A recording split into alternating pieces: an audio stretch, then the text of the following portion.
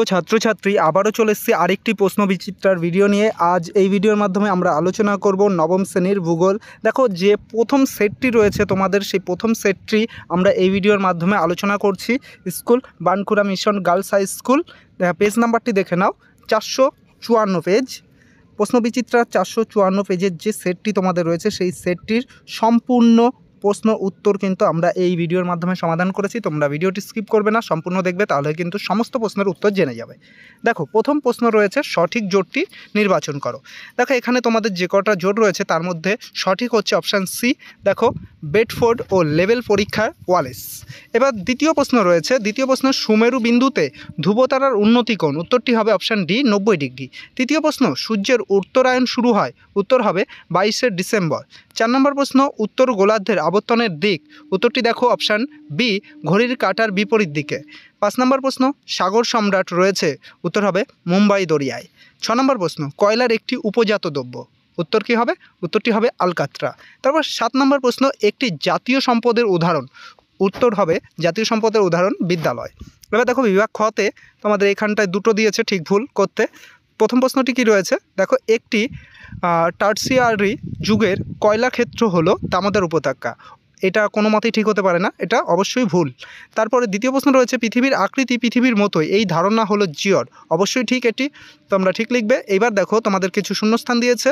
প্রথম প্রশ্নটি দেখো, বহু ব্যবহারের কারণে কয়লাকে ড্যাশ বলা হয়। উত্তর হবে কালো হিরে। তারপর 366 দিনের বছরকে বলা হয় অধিবর্ষ।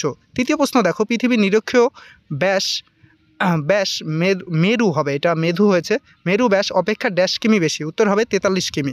এবার দেখো শীতে রয়েছে, এক কথায় উত্তর দাও। প্রথম প্রশ্ন পৃথিবীর তুলনায় আকৃতি বড় এই রকম একটি গ্রহের নাম। উত্তর হবে বৃহস্পতি। দ্বিতীয় প্রশ্ন অপসূর অবস্থান পৃথিবী থেকে সূর্যের দূরত্ব। উত্তর হবে 15 কোটি 20 লক্ষ কিমি। তৃতীয় প্রশ্ন বিশ্বের বৃহত্তম সৌর পুষ্করিণী কোথায় অবস্থিত। উত্তর হবে গুজরাটের মাধাপুরে। এবার দেখো বিভাগ গ রয়েছে, বিভাগ গতে তোমাদের কিছু 2 নম্বরের প্রশ্ন দিয়েছে। প্রথম প্রশ্ন রয়েছে মহাকাশচারীগণ পৃথিবীকে নীল গ্রহ বলেছেন কেন। উত্তরটি দেখে নাও, সৌরজগতের একমাত্র গ্রহ পৃথিবী, যার 70.8% অর্থাৎ প্রায় 36.1 বর্গ কিলোমিটার অঞ্চল জুড়ে রয়েছে জল, তাই মহাকাশ থেকে পৃথিবীকে নীল দেখায়, এই কারণে পৃথিবীকে নীলগ্রহ বলা হয়। এবার দেখো অথবার প্রশ্ন রয়েছে বুধ বা শুক্রে গ্রহে বাসযোগ্য নয় কেন, বা বুধ বা শুক্র গ্রহে বসবাস করা যাবে না কেন। উত্তরটি দেখে নাও, বুধ সূর্যের সবচেয়ে কাছের গ্রহ হওয়ায় এর উষ্ণতা প্রায় 430 ডিগ্রি সেলসিয়াস, কিন্তু দ্বিতীয় স্থানে থাকা শুক্রের গড় উষ্ণতা প্রায় 465 ডিগ্রি সেলসিয়াস, এই কারণে কিন্তু এই দুটো গ্রহে বাস করা যাবে না। দ্বিতীয় প্রশ্ন রয়েছে সম্পদের 2টি বৈশিষ্ট্য উল্লেখ করো। দেখো সম্পদের প্রথম বৈশিষ্ট্য হচ্ছে কার্যকারিতা। সম্পদের কার্যকারিতা অর্থাৎ কাজ করার ক্ষমতা থাকা একান্ত প্রয়োজন। দ্বিতীয় হচ্ছে গ্রহণযোগ্যতা, যে বস্তুত ব্যবহার যত বেশি সেই বস্তুর মানুষের কাজে তত বেশি প্রয়োজন হয়। এবার দেখো অথবার প্রশ্ন রয়েছে কয়লার 2টি ব্যবহার। দেখো কয়লা অনেক কাজে ব্যবহৃত হয়, তার মধ্যে 2টো চেয়েছে, তোমরা 3টে লিখে দেবে।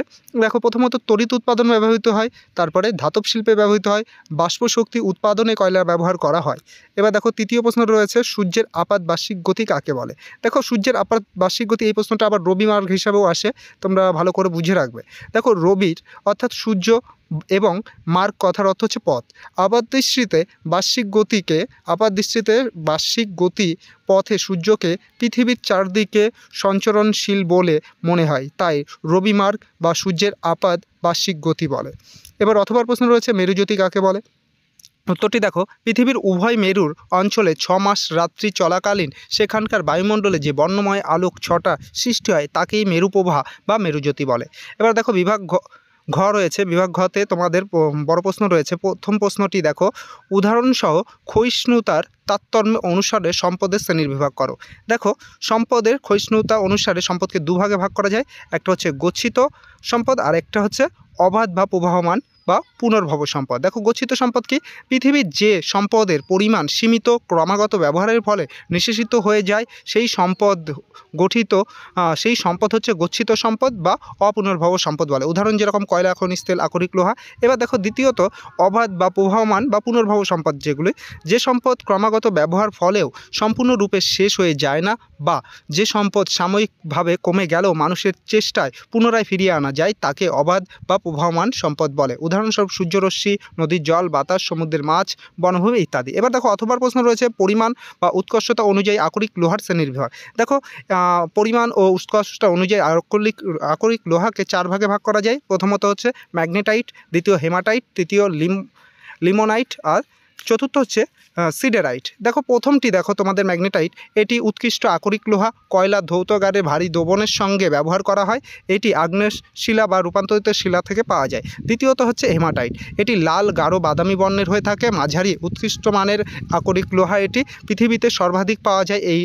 এই লোহটি বা এই আকরিকটি প্রধানত পাললিক শিলাতেই এটি বেশি পাওয়া যায়। তারপরে রয়েছে লিমোনাইট। দেখো এটি মাঝারি মানের আকরিক, এর রং হলুদ ও বাদামি হয় এবং রং শিল্পের কারণে ব্যবহৃত হয়, পাললিক শিলাতে পাওয়া যায়। চতুর্থ রয়েছে তোমাদের সিডেরাইট, এটি ধূসর বাদামি বর্ণের হয়ে থাকে এবং সিডেরাইট নিকৃষ্ট মানের আকরিক বা হাইড্রোজেন উৎপাদনে কিন্তু এটি ব্যবহার হয়। তৃতীয় প্রশ্নটি ভালো করে দেখো, আবর্তন ও পরিক্রমণ গতির 3টি পার্থক্য। দেখো আমি দুটো কালির মাধ্যমে তোমাদের পার্থক্যগুলো বুঝিয়ে দিয়েছি, তোমরা যদি ঠিকমতো দেখে নাও তাহলে কিন্তু সম্পূর্ণটা বুঝে যাবে। দেখো দুটো কালি ইউজ করা আছে, একটা তোমাদের আবর্তনের জন্য দেখো পিঙ্ক, আর দ্বিতীয়টি হচ্ছে তোমাদের দেখো ব্লু ইউজ করেছি। দেখো প্রথম রয়েছে সূর্যের সামনে রেখে পৃথিবীর নিজের মেরুদণ্ডের উপর যে ঘূর্ণায়মান হলেও আবর্তন গতির সৃষ্টি হয়। এবার তারপরে অপরদিকে দেখো, অপরদিকের 1 নম্বরে পৃথিবীর ওপর উপবৃত্তাকার কক্ষপথ ধরে সূর্যের চারদিকে ক্রমাগত প্রদক্ষিণ করলে পরিক্রমণ গতির সৃষ্টি হয়। এবার দ্বিতীয় পার্থক্যটা দেখো, পৃথিবীর আবর্তনের গড় গতিবেগ ঘন্টায় প্রায় 1600 কিমি, আর এদিকে তুমি দেখো পৃথিবীর পরিক্রমণের গড় গতি সেকেন্ডে 30 কিমি। এবার 3 নম্বর পার্থক্য দেখো, একবার পূর্ণ আবর্তন করতে পৃথিবীর সময় লাগে 23 ঘন্টা 56 মিনিট 4 সেকেন্ড। এটা পৃথিবী হয়ে গেছে, পৃথিবী হবে। ওকে, টাইপিং মিস্টেক হচ্ছে। তারপরে দেখো একবার পূর্ণ সূর্যকে পরিক্রমণ করতে পৃথিবীর সময় লাগে 365 দিন 5 ঘন্টা 48 মিনিট 46 সেকেন্ড। তাহলে তৃতীয় পার্থক্য গেল। এবার চতুর্থ পার্থক্য দেখো, আবর্তন গতির ফলে পৃথিবীতে দিনরাত্রি বায়ুপ্রবাহ, সমুদ্রস্রোত, জোয়ার ভাটার সৃষ্টি হয়, আর পরিক্রমণ গতির ফলে পৃথিবীতে দিনরাত্রি হ্রাস বৃদ্ধি ও ঋতু পরিবর্তন ঘটে। এবার দেখো অথবার প্রশ্ন রয়েছে, ভূপৃষ্ঠে দিনরাত্রির দৈর্ঘ্য হ্রাস বৃদ্ধি হয় কেন?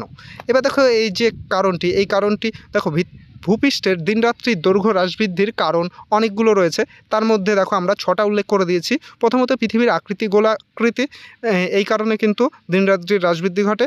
তৃতীয় হচ্ছে পৃথিবীর আবর্তন গতি, তৃতীয় পৃথিবীর পরিক্রমণ গতি, চতুর্থ পৃথিবীর উপবৃত্তাকার কক্ষপথ, পঞ্চম পৃথিবীর মেরু রেখার কক্ষতলের সঙ্গে 66.5 ডিগ্রি কোণে অবস্থান করে, আর ষষ্ঠ হচ্ছে পৃথিবীর মেরু রেখার সর্বদা ধ্রুবতারামুখী অবস্থান। প্রশ্ন রয়েছে, এরাটোথেনিসের পৃথিবীর পরিধি নির্ণয় সম্পর্কে কি জানো লেখো। তোমরা উত্তরটি ভালো করে দেখে নাও, উত্তরটি তোমরা খাতায় লিখে ফেলবে এবং মুখস্থ করে ফেলবে। ওকে, দেখো অথবার প্রশ্নটা রয়েছে, পৃথিবীর নিখুঁত আকৃতি গোল হলো না কেন? তাহলে উত্তরটি দেখে নাও, বিংশ শতাব্দীর মাঝামাঝি আমেরিকা যুক্তরাষ্ট্র ও সোভিয়েত ইউনিয়নের সফল মহাকাশ অভিযানের ফলে মহাশূন্য থেকে পৃথিবীর সম্পূর্ণ ছবি তোলা সম্ভব হয়েছে। মহাকাশচারী Yuri Gagarin, Neil Armstrong, Valentina Tereshkova, Rakesh Sharma, Kalpana Chawla প্রমুখ মহাকাশচারী মহাকাশ থেকে পৃথিবীর যে দৃশ্য দেখেছেন বা ছবি তুলেছেন এবং বর্তমানে পৃথিবীর চারদিকে ঘোরা অসংখ্য কৃত্রিম উপগ্রহ যে ছবি তুলেছে তা থেকে পৃথিবীর আকৃতির ধারণা আমাদের কাছে স্পষ্ট। তবে এই ছবিতে পৃথিবীর একেবারে গোল নয়, উত্তর ও দক্ষিণে কিছুটা চাপা এবং পূর্ব পশ্চিমে ফোলা, এক কথায় অভিগত গোলকের মতো। এবার দেখো 5 প্রশ্ন রয়েছে তোমাদের, যে আবর্তন গতির ফলাফল সম্পর্কে আলোচনা করো। দেখো আবর্তন গতির ফলাফল, দেখো প্রথম ফলাফল কি হয়, সূর্যোদয় ও সূর্য অস্ত। পৃথিবীর পশ্চিম থেকে পূর্ব দিকে ঘুরছে বলেই প্রতিদিন সূর্য পূর্বে ওঠে এবং পশ্চিমে অস্ত যায়। শুধু সূর্যোদয় সূর্য অস্ত নয়, পৃথিবীর আবর্তনের জন্যই মহাকাশে বা আকাশে বাকি সকল গ্রহ নক্ষত্রকে আমরা পূর্ব থেকে পশ্চিমে সরে যেতে দেখি। এবার আর কি হয়, দিনরাত্রি সংগঠিত হয়। তাহলে পৃথিবীর গোলাকার এবং সূর্যের আলোতে পৃথিবী আলোকিত। আবর্তনের কারণে পৃথিবীর যে অংশে সূর্যের সামনে আসে সেখানে হয় দিন, আর বিপরীত অংশে হয় রাত্রি, যেখানে আলো পড়ে না। পৃথিবীতে আলো ও অন্ধকার যে পূর্ণবৃত্ত সীমারেখা তৈরি হয় তা হলো ছায়াবৃত্ত। 24 ঘন্টায় হয় দিন ও রাত্রি ঘটে তা উষা প্রভা, মধ্য, অপরাহ্ন, গোধূলি, সন্ধ্যা ও মধ্যরাত্রি এই পর্যায়ের মধ্যে দিয়ে। এবার আর কি ঘটে, আর ফলাফল দেখো কোরিওলিস বলের প্রভাব। বায়ু ও সমুদ্র স্রোতের দিক বিক্ষেপে আবর্তনের কারণে পৃথিবীর ওপর যে বল সৃষ্টি হয় তা হলো কোরিওলিস বল। এই বলের প্রভাবে বায়ু, সমুদ্র স্রোত ইত্যাদি সোজাসুজি না গিয়ে বাঁদিকে বেঁকে যায়। এটিকে আবার বিজ্ঞানী ফেরেল আবিষ্কার করেন বলে এটি ফেরেলের সূত্র নামেও কিন্তু পরিচিত। আর কি হয়, দিনে দুবার জোয়ার ভাটা হয়। দেখো চাঁদ ও সূর্যের মিলিত আকর্ষণে পৃথিবীতে জোয়ার ভাটা হলে চাঁদের আকর্ষণ মুখ্য। পৃথিবীর আবর্তন না থাকলে 27 দিন অন্তর কোনো স্থানে জোয়ার হতো, কিন্তু পৃথিবীর আবর্তন করছে বলেই যে কোনো স্থানে পৃথিবীতে দিনে দুবার কিন্তু জোয়ার ভাটার সৃষ্টি হয়। এবার দেখো তোমাদের লাস্ট প্রশ্নটি কি রয়েছে, জিনম্যানের মতে সম্পদ কি এবং সম্পদ সংরক্ষণের প্রয়োজনীয়তা।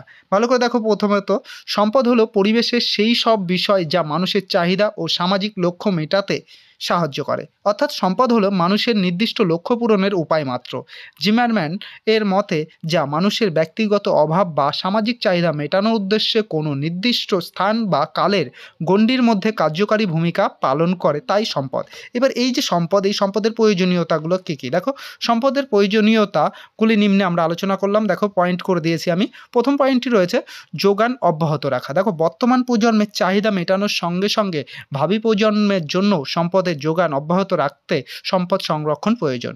দ্বিতীয়ত পরিবেশের ভারসাম্য রক্ষা। দেখো পরিবেশের ভারসাম্য রক্ষার তাগিদে জৈব অজৈব সকল প্রকার সম্পদ সংরক্ষণ করা দরকার। তৃতীয়ত জৈব বৈচিত্র্য রক্ষা। দেখো জৈব বৈচিত্র্য রক্ষার উদ্দেশ্যে বিভিন্ন সম্পদ সংরক্ষণ করা অবশ্যই প্রয়োজন। আর চতুর্থত পরিবেশের অবনমন রোধ। দেখো সম্পদের ক্রমবর্ধমান ব্যবহারে পরিবেশের অবনমন ঘটায়, তাই পরিবেশের অবনমন রোধ করার জন্য সম্পদ সংরক্ষণ একান্ত প্রয়োজন। ভিডিওটি কেমন লাগলো অবশ্যই কমেন্টের মাধ্যমে জানিও, আর ভিডিওটি ভালো লাগলে একটি লাইক করে দিও।